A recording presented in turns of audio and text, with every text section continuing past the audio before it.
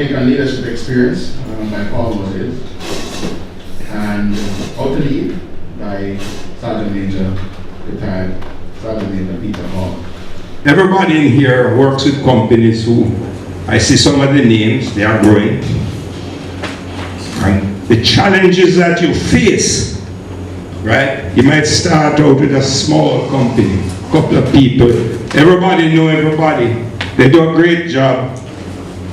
5 years down the line, it's 200 people, 300 people.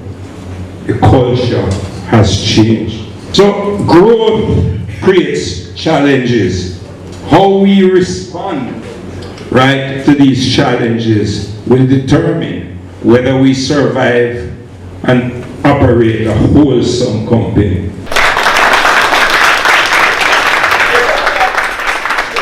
When I talk about mind, body, spirit, you have to be totally immersed in what you do. You have to be. If you have folks working for you, working with you, they should really view where they are as their calling. If they're just working for a paycheck, you're not getting the most out of them because their mind, their spirit is not really into it. They're there for one purpose, and that purpose is to get paid. And that comes from the culture that you're going to create for them. Because if you inspire them, then they're going to look beyond that paycheck. They're going to try to see how they can better the organization through their own personal effort. Because they're going to start buying into the organization is more important than their own personal comfort. Mind, body, spirit got to be cultivated. So I think we had a pretty interesting session today. Paul Moses, of course, gave a lot of stories, and I think outlining his whole history as to, what it was like going through a very difficult period, transforming himself and helping to transform the business. I think that participants were able to glean from the whole presentation exactly what we wanted them to glean.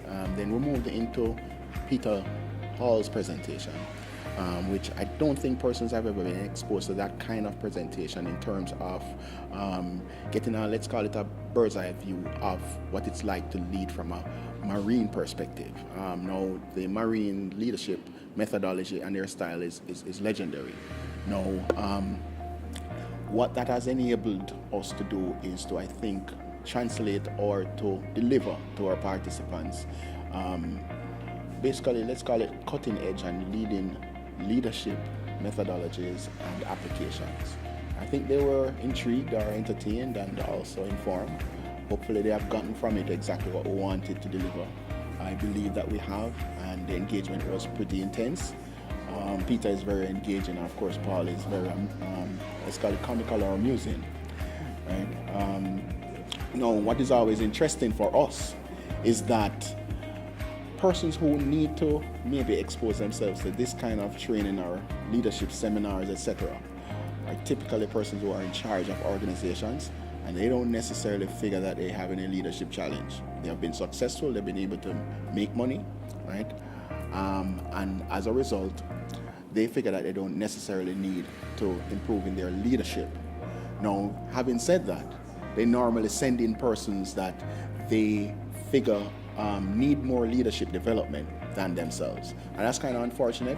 What we would love to do is to engage more persons who are in charge of organizations to engage themselves in leadership development, because that's the only way we're gonna transform the exploits of, let's call it, our country or the organizations that they are in charge of. But I think it was a good session.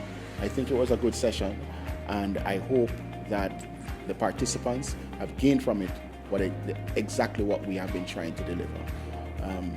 I hope it has been successful, and I believe it has been.